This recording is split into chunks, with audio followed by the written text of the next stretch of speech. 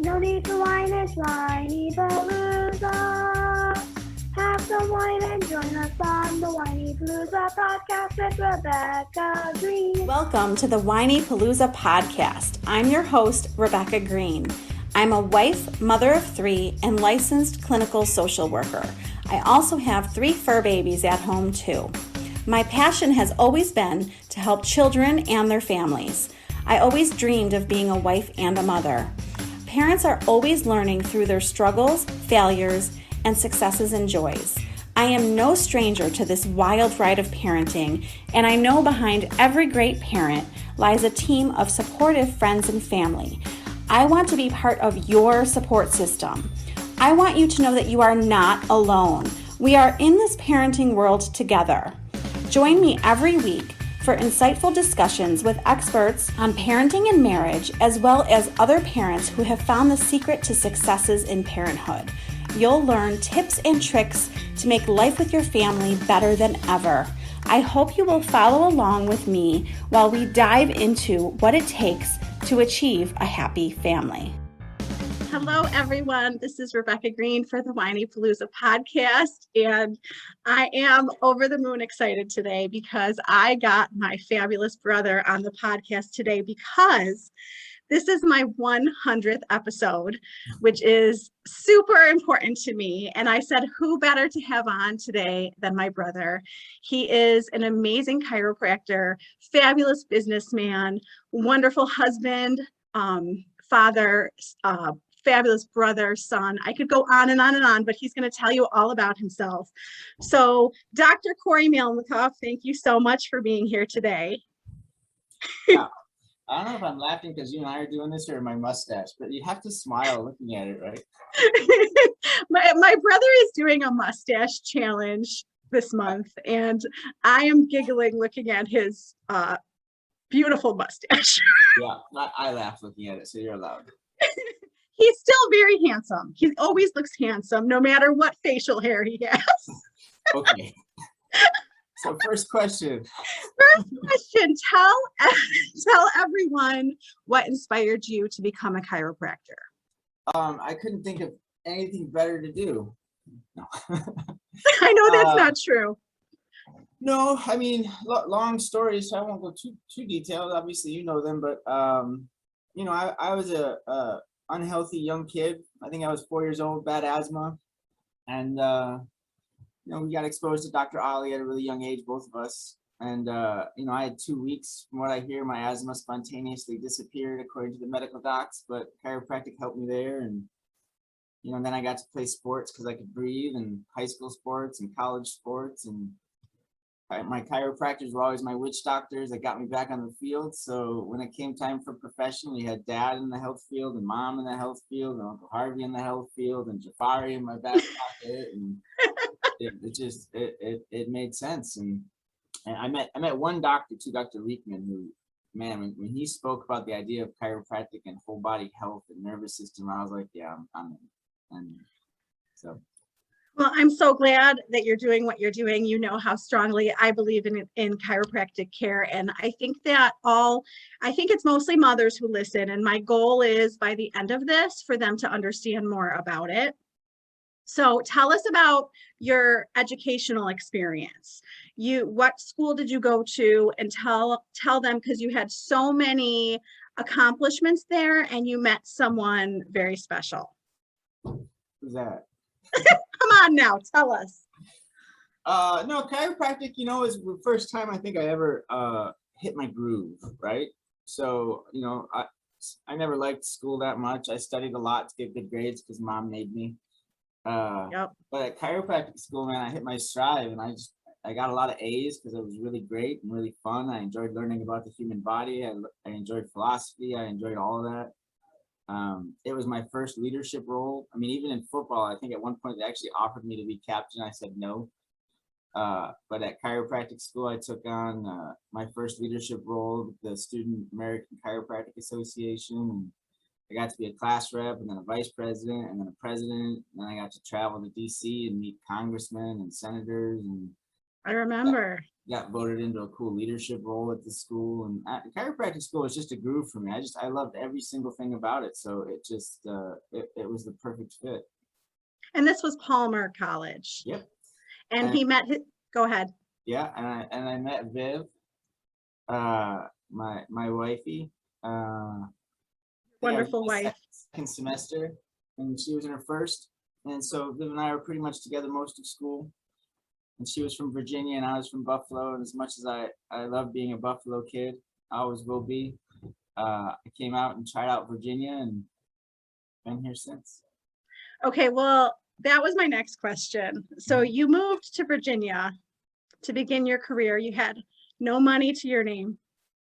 How were you able to do this? Well, I moved to Virginia to try it out. So I will say that I wasn't like, gung ho, I'm moving there, my life is going there. I was, hey, Viv, why don't we see if this is really going to be something, and I'll come try out Virginia. I was lucky, I did a preceptorship, which is, like a residency with Dr. German, who was a really great guy, taught me a lot. And so I decided to stay. And yeah, it's an interesting thing being in a state where you don't know anybody, because Viv was still in school. Yeah. We don't know anybody and you don't have any money. That was an interesting situation. So I lived in a house with 3 other guys I didn't know, shared a bathroom. And I don't know, I just decided I wanted to stay and I wanted to open. And, I think when you make a decision like that, that's it. For me, it's you're in. I mean, hard to say. I mean, everything we've ever done in our lives, I mean, you and I are both like that. I think once we start, we're in. And, I had to take a night job and I had to stamp cards at Dulles Expo Center, and I had to make whatever money I could make to pay whatever bills I had to pay. And it sucked, but it was a means to an end. I think it's pretty amazing that you moved somewhere not knowing anyone, and that I would never do that. Well, it was for a girl. It was for the fabulous Vivian. Yeah. Who we all love. So I found a trick. So my brother just keeps opening clinics, and we're going to talk about how many he has, but I found a trick so that I don't have to keep asking him, because I can't keep up. So now I just go on his website, Palmercare Chiropractic, and I can just count myself instead of constantly going, how many now? So how many clinics do you have, and what do you think is the key to your amazing success? Okay, well, that's a loaded question. There's 18 clinics open. There's one opening 2 weeks, maybe, and there's That's one opening, 19. There's one opening next month, so that'll be 20. Holy moly! And then we have 5 we're working on for February, so we're getting there. Right now, I will tell you the reason that we're able to do what we do is we have a lot of great peeps and we have really great systems. I mean, like, it's hard for me to swallow, but even like this next clinic that's opening, I'm not going. It's the first time I'm not going. Wow. I can't go. I won't get into why, but I can't go. And so there's 3 people, and Casey and Paul.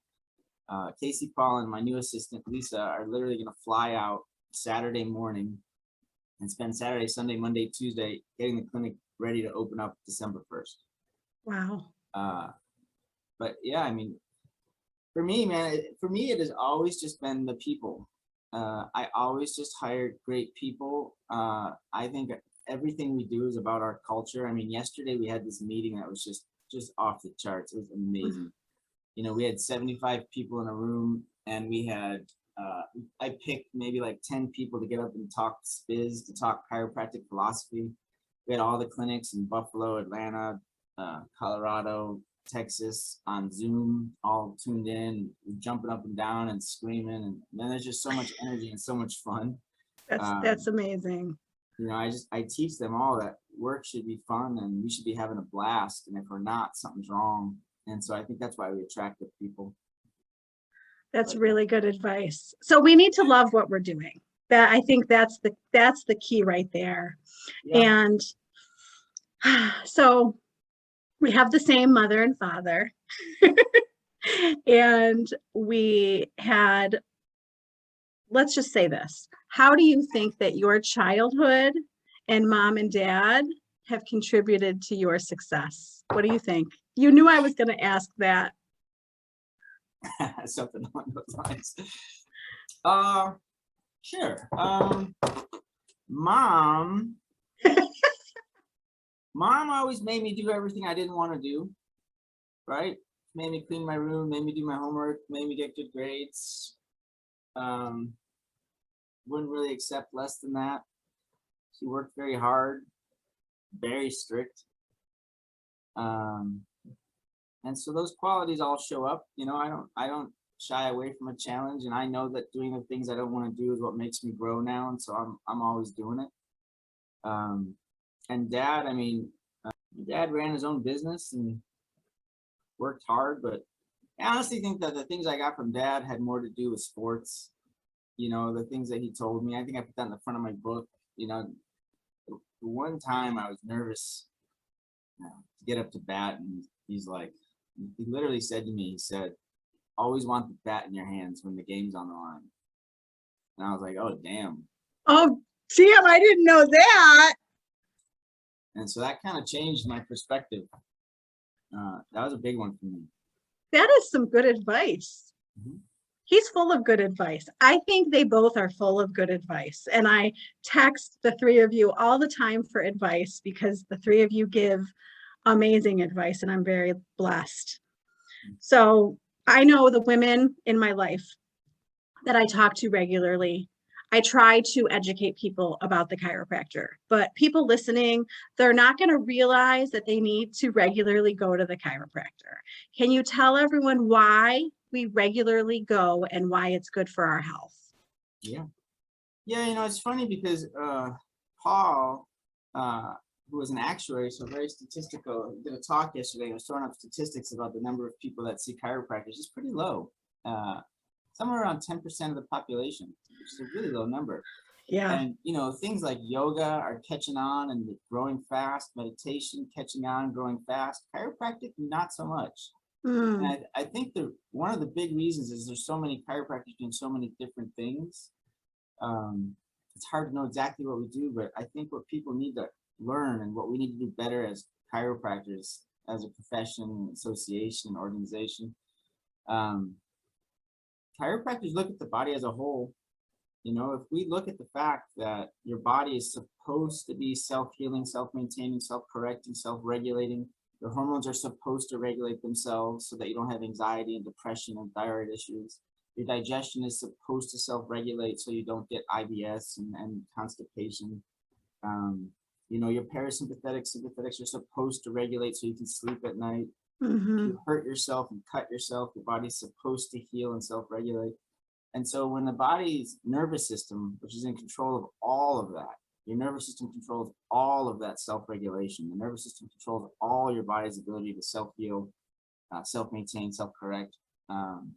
When the nervous system starts to diminish, like when it starts to get tuned down, when there's interference to it in any kind, we have too much emotional stress and chemical stress and physical stress, and our nervous system starts to turn down, then our body loses that ability to adapt to stresses, and then we lose the ability to regulate.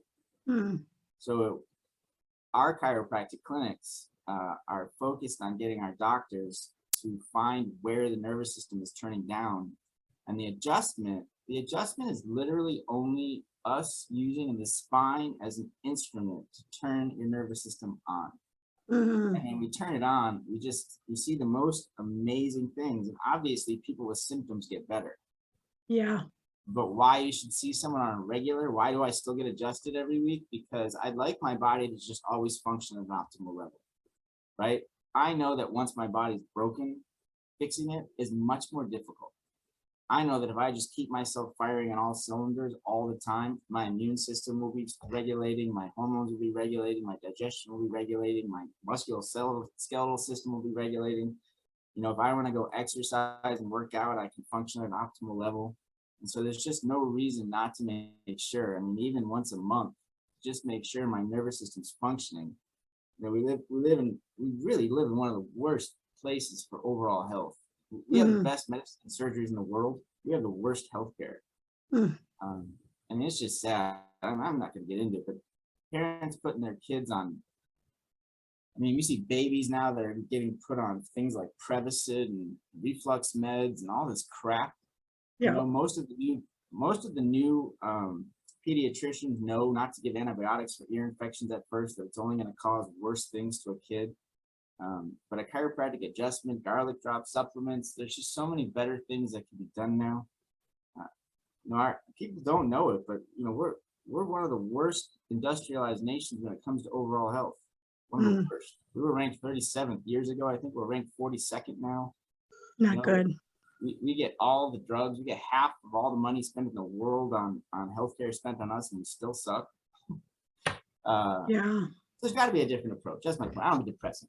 There's got to be a different approach. That's why yoga is getting big. That's why meditation is getting big. That's why people are learning about acupuncture. But chiropractors need to step up to be part of this league, right? I agree with you. Yeah. Now, the way that I was raised and the way that Corey was raised is, you know, my friends make fun of me, but when I'm sick or not feeling my best, I run to my chiropractor. And I will tell you that I went with a fever and he saw me, and the next day, and I don't even think it was the next day. I think it was that day my fever went away. So for me, my doctor is my chiropractor, and he has helped me with every single symptom I've had my whole life. So yeah, you know, I'm a believer. So the biggest complaint that I get, you know, because you know me, everyone tells me their stuff and I say, go see the chiropractor, go see the chiropractor. And the biggest complaint that I get is that they're afraid. And I don't know if you know that, and I don't know if you get that, but how can we help people be less afraid to go? Well, you know, I think the people that are afraid are typically the people that have never been, right? Because they've never experienced it, because they're scared, because they see that it's like a crack or a pop or something like that. But, you know, I mean, the easiest thing for me to say is just simply this. It's typically not painful. That doesn't mean it never is, but it's a high velocity, low force impact. So it's something that's really quick and with low force. And the other thing I'll say is this, right? If you look at a medical doctor's malpractice, how much it costs, something around $100,000 a year. Yeah. Right? That's because if you go see your medical doctor, the chance of them doing something to make you worse is pretty bad, pretty high. If you look at my malpractice for the year, it's about $1,500. Wow, I didn't know that. Why is it so cheap? Because we don't hurt people. That's right? good. I mean, it's just basic common sense, statistics, math. You know, you're scared of going to a chiropractor with a $1,500 malpractice, but you'll go to the medical doctor with a $100,000 malpractice because of the odds of them harming you. Yeah. And I love medical doctors. Lots of my friends. I love medicine and surgery, by the way, but I just love it as a last resort, not a first resort. That's good advice. That's good advice. So you're successful both at home and at work. Why do you think that is? Vivian.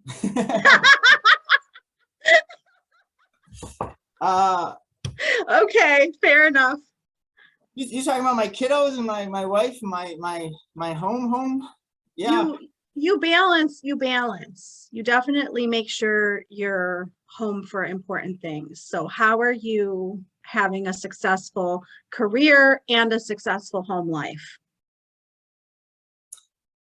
Well, I mean, there's lots of answers to that. Okay, give us one answer. I mean, priorities. I mean, I don't miss kids stuff. I mean, I just went to Tony Robbins. Like, flew out to Florida, stayed for a day, and flew back because I didn't want to miss my kid's game. Oh, I love it. I don't miss stuff. That's just, it's not an option. I missed one day once. I got my first paid speaking gig years ago at one of the top places to speak for chiropractors. They wanted me to speak on Halloween, and I wanted to say no. And I literally was kind of told that if I didn't go speak, that the board was not going to have me back ever. Oh boy. I went, and I missed Halloween once. And Vivian sent me a picture of my kids dressed as Mario and Luigi. It's funny. With Dr. Misak and Dr. Eric dressed as Mario and Luigi. And I saw that picture and I was like, nope, never, ever, ever, ever again. So I don't miss things with my kids. And I think the same things that make me successful in work make me successful at home. I teach our clinics affirmations, visualizations, goal setting, prioritizing. I teach my kids affirmations, visualizations, goal setting. And I just think everything I do here, I do at home. It's just the same. I treat everybody here like their family. Everybody knows I care about them. Everybody knows I'm there in a second to do whatever needs to be done for them. I mean, they need to borrow my car. They need me to get them a hotel for 2 weeks because they're coming out of their house. I do it. And it's the same at home. I mean, I just have the same heart in both places. And so it works. But I mean, at the end of the day, it is really just priorities. I mean, Vivian's name in my phone is Queen Hottie, right? Because I'm supposed to treat her like a queen.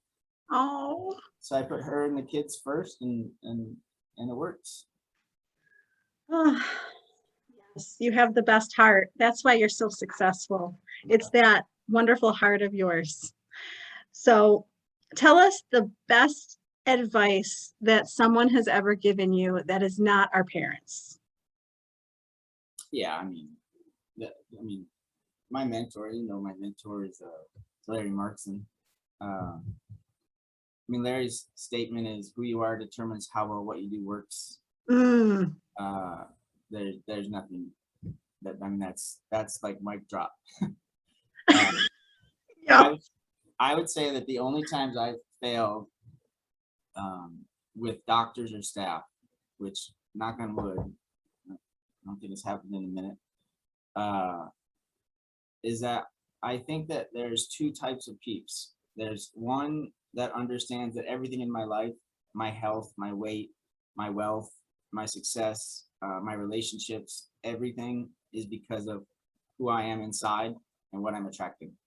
The second person is the person who says, my wealth, my relationships, my success are like this because of the world. And so if someone's not willing to say it's me, then forget it. And so Larry taught me that because, I have all these clinics running the exact same systems, the exact same marketing, the exact same procedures. And I have one doctor seeing 300 visits a week and one doctor seeing 100 visits a week. It's the exact same procedures, right? The difference is the doctor's a different person. Best advice for fire, because that's all I've done since I met Larry. Is all I do is work on me. I mean, I'm back to Tony Robbins. I've gone to UPW. This is my third time going, and every time I've gone, it's because I know there's a next level, and I haven't built myself to be big enough yet. When the world starts to scare me a little bit because of the success that's growing, and people should know that when you start getting more successful, it's almost as nerve-wracking as when you're unsuccessful, hoping to be successful. The difference is I recognize that I'm getting to that point of, wow, this is big. I got to be able to hold this up. And then I work on me, and I get myself to Tony Robbins. I change my affirmations. I read a new book that I know I need to program myself with, or I find someone that's even more successful than what I'm about to become, and I start following them around. Right hip. That's really good advice. Yes, all such good advice. I would love for you to tell everyone about your book. My book. My book's the $4 sandwich. It's a terrible title. It is not. It's terrible. It meant a lot to me when I wrote it. I should probably go back and work on it again, but it just talks about my story, right? So when you talked about me moving to Virginia and not having anything, obviously people hit a bottom before they realize they need to start working. So I went to buy a $4 sandwich and realized I didn't have $4 left to my name. And Vivian was on the phone and got to hear that terrible experience. And I just got pissed off enough to recreate me and to start doing all the things that everyone said I needed to do to be a better me. And so that book is the from the moment I couldn't pay for it, and then everything I did to reprogram myself to get to be, what I would call successful. Yes. Awesome. Awesome book. Awesome title. So to the person listening who is afraid to start their own business and they really want to, can you give them a tip to get over that hurdle? Yeah, that's tough. That's tough because it really just depends on what world, but I think that if you want to open a business, you need to go find that business. Go find someone who already has it, and you got to go hang out, and you got to learn from them, because there's just no point in reinventing the wheel if you're going to be opening a business that somebody has the ideal business you want. And if somebody has an ideal business, they're most likely going to want to mentor you anyways, because that's the type of people that they're going to be if they're successful. But if someone, that's what I would do. I mean, I tell chiros that all the time, but in all honesty, I tell chiropractors not to open right out of school like I did. I tell chiropractors, go work for a chiropractor for a couple of years. Yeah. But if you do open a business, I will say that things will probably go really bad at some point. And it's right when you're going to quit. Right when you're going to quit is always that world's test of you, because the next moment after you're going to quit is when it finally gets successful. Yeah. I sat down in my DC clinic. That was my 4th clinic. I remember I sat down in the reception area. They were closed that day. The lights were off, and I was just sitting there debating if I was going to go ahead and fold up and close, or if I was going to attempt to push through.